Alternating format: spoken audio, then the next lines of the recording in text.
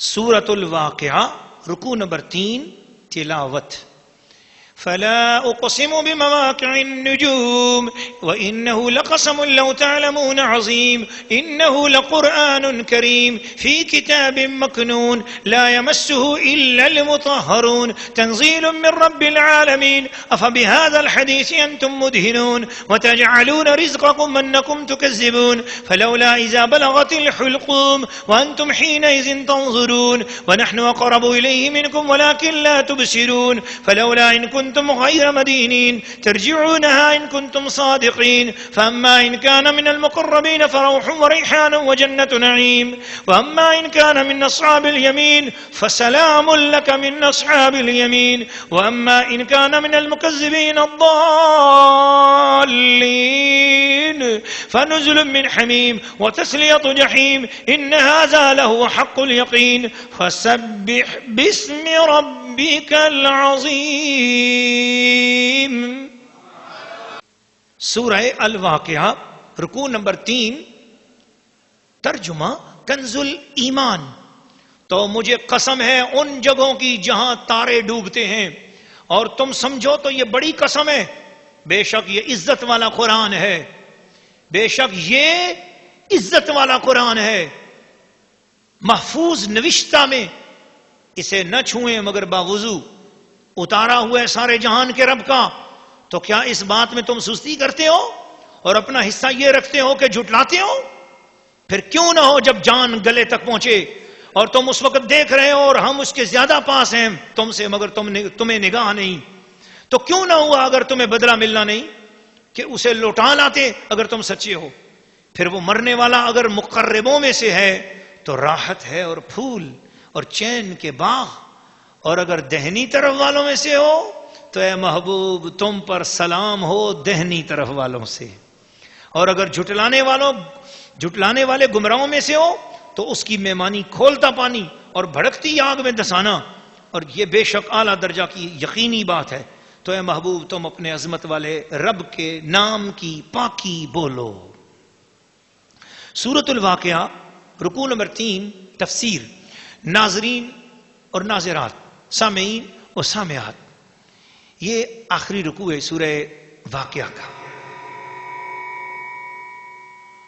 اس آخری رکوع میں ناظرین و ناظرات، یہ آخری رکوع ہے سورہ واقعہ کا.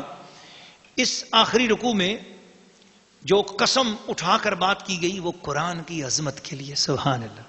فلا اقسم بمواقع النجوم، قسم ہے ان جگہوں کی جہاں تارے ڈوبتے ہیں. اچھا تارا کہیں ڈوبتا تو نہیں، تارا تو آسمان پہ لگا رہتا ہے، آسمان پہ موجود ہوتا ہے. صرف سورج ہٹ جاتا ہے، سورج غروب ہوتا ہے، بلکہ سورج بھی آسمان کے مدار پہ موجود ہوتا ہے، لیکن سورج کا وہ حصہ جو زمین کے سامنے ہوتا ہے وہاں پر دن ہوتا ہے، اور سورج کا وہ حصہ جو زمین کے سامنے نہیں ہوتا وہاں رات ہوتی ہے.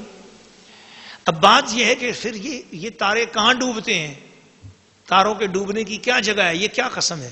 اپنی جگہ پر یہ قسم بہت حق ہے، اور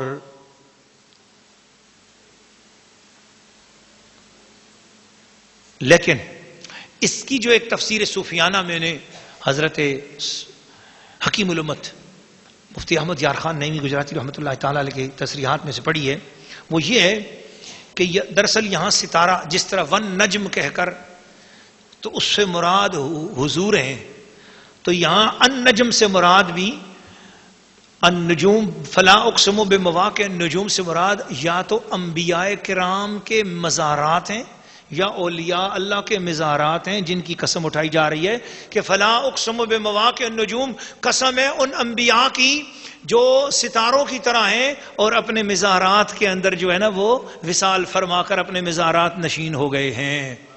تو مواقع النجوم سے مراد ان کے مزارات ہیں، یا اس میں اولیاء اللہ مراد ہیں، یا اس میں اہل بیت اطہار مراد ہیں، یا صحابہ کرام مراد ہیں، کیونکہ حضور نے فرمایا اصحابی کالنجوم، میرے صحابہ ستاروں کی مانند ہیں. بأیہم اقتدیتم اہتدیتم، تم اس میں سے جس کے پیچھے چلو گے ہدایت پا جاؤ گے. اور حضور صلی اللہ علیہ وسلم نے فرمایا جس زمین میں میرا صحابی فوت ہوگا قیامت والے دن اس علاقے کے سارے مسلمان اس صحابی کے پیچھے اٹھ کر آئیں گے. اور ہم خوش نصیب ہیں کہ پاکستان کی سرزمین میں بہاولپور کے پاس ایک علاقہ ہے کیا نام ہے جی اس علاقے کا جہاں 7 صحابہ کرام کے مزارات ہیں؟ اوچ شریف بھی ہے، ایک اور جگہ بھی ہے، اور علاقہ بھی ہے ایک جی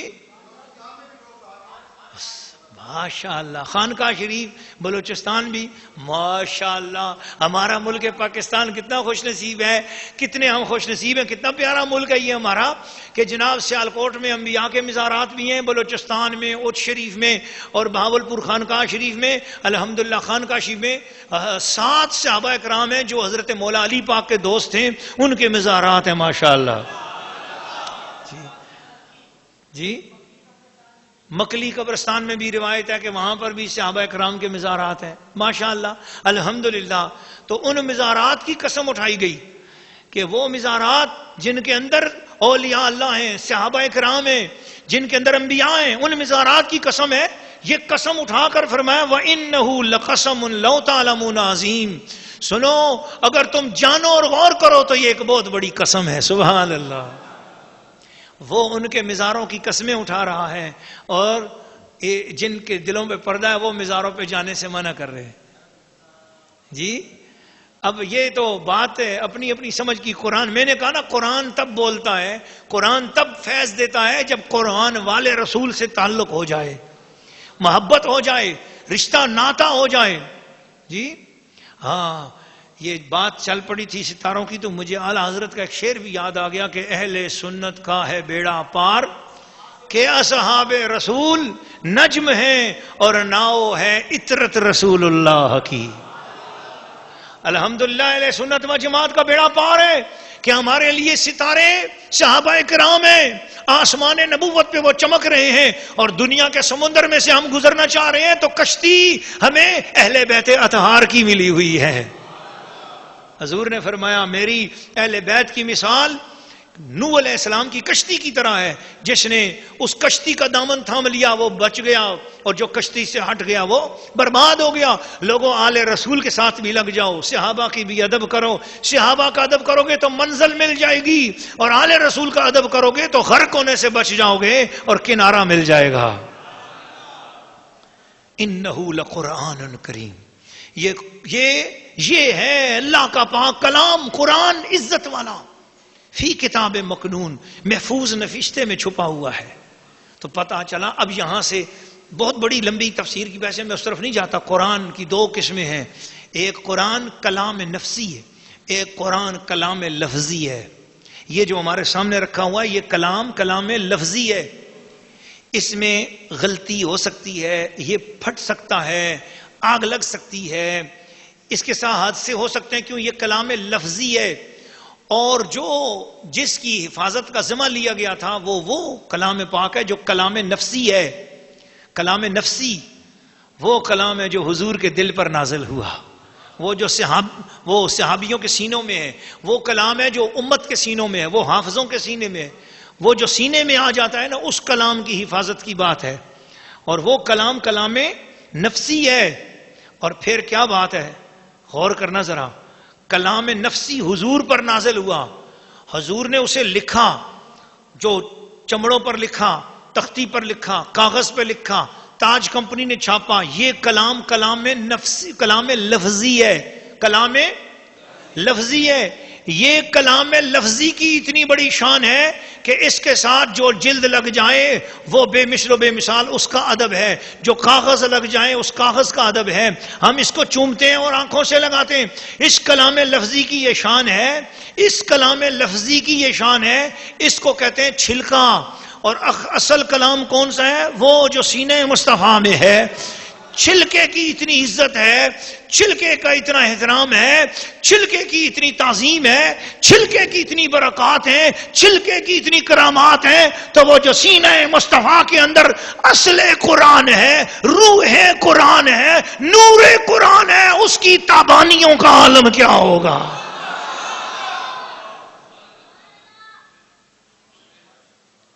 فرمایا لا یمسہ الا المطہرون۔ اس کلام لفظی کے ساتھ بھی صرف باوضو ہاتھ لگایا جائے، بے وضو ہاتھ نہ لگائے۔ اس میں مسائل ہیں جو حضرت صدر الفاضل نے بیان کیے ہیں۔ جس کو غسل کی حاجت ہو یا جس کا وضو نہ ہو، یا وہ عورت جس کو مانا تکلیف ہوئی ہو، یا وہ عورت جو بچہ جننے کے بعد نفاس والی ہو، ان میں سے کسی کو بھی قرآن مجید کے ساتھ بغیر غلاف کے ہاتھ لگانا، بغیر کسی کپڑے کے چھونا جائز نہیں ہے اور گناہ ہے۔ لہذا اگر کسی عورت کو ایسی تکلیف ہوئی ہے جس میں اس کو قرآن سے ہاتھ نہیں لگا سکتی، اور اچانک اس نے دیکھا اس کے چھوٹے بچے کے ہاتھوں سے قرآن گر گیا نیچے، اس نے دیکھا اچانک قرآن مجید کہیں کچھ ایسا ہوا، قرآن مجید کا صحیفہ نیچے گر گیا، اب وہ اس لیے نہیں اٹھا رہی ہے کہ جی اس سے ہاتھ میں نہیں لگا سکتی، تو یہ بڑی غلط فہمی ہے۔ سن لو، ایک دم اپنے ہاتھوں پر کوئی کپڑا لپیٹے، کپڑا لپیٹ کر قرآن مجید کو اٹھا سکتی ہے، صرف بلا حائل، یعنی بیچ میں کوئی کپڑا نہیں، سادہ ہاتھ قرآن مجید کی جلد سے اس حالت میں نہیں لگا سکتی۔ اسی طرح بے وضو مرد بھی ہے یا ناپاک حالت میں بھی ہے، تب بھی اگر وہ دیکھتا ہے قرآن مجید کی بے ادبی ہو رہی ہے تو فوراً کوئی کپڑا لے، کوئی نہیں تو اپنی قمیض لے لے، اپنا کپڑا لے لے، اور اپنے کپڑے کے ساتھ اگر کپڑا پاک ہے تو اس کپڑے کو لے اور کپڑا اپنے ہاتھوں پہ رکھ کر قرآن مجید کو اٹھا کر تعظیم والی جگہ پہ رکھ دے۔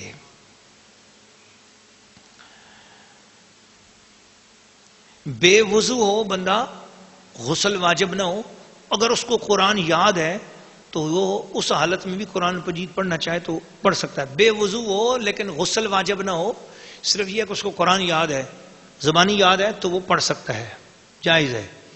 لیکن بے غسل اور حیض والی کو یہ جائز نہیں۔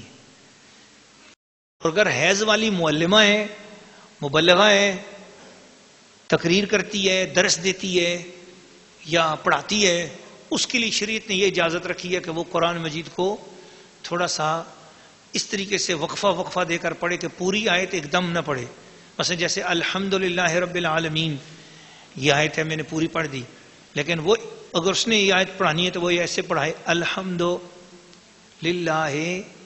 رب العالمین، اس طرح پڑھا سکتی ہے، اس طرح پڑھ بھی سکتی ہے اس حالت میں، کیونکہ وہ مدرسہ ہے، معلمہ ہے، اور کم از کم ایک خاتون کے ساتھ جو ہے ایسی مجبوری زیادہ سے زیادہ 10 دن تک یا 4 دن یا 5 دن تک لگتی رہتی ہے، تو علماء نے فرمایا کہ یہ 5 یا 6 دن تک کسی طالب علم کے سبق کا حرج ہوگا تو یہ دین کا نقصان ہے، اس لیے علماء کرام نے اس کو اس رنگ میں پڑھنے یا پڑھانے کی اجازت دی ہے۔ یہی حال طالبات کا ہے، دین کے مدرسے میں جو بچیاں داخل ہوتی ہیں پڑھتی ہیں، ان کے ساتھ بھی اگر اس طرح کے مسائل آ جائیں تو وہ بھی اسی مسئلے پر اس انداز سے عمل کریں گی۔ آخری آیت فسبح بسم ربک العظیم، جب یہ آیت نازل ہوئی تو نبی پاک علیہ السلام نے فرمایا اس آیت کو اپنے رکوع میں داخل کرو، اتنی مجھے اچھی لگتی ہے۔ تو جو آپ سبحان ربی العظیم پڑھتے ہیں، یہ سورہ واقعہ کی آخری آیت کریمہ پر عمل ہو رہا ہوتا ہے۔ اب دیکھو یہ کون ہے، رکوع بنانے والا کون ہے؟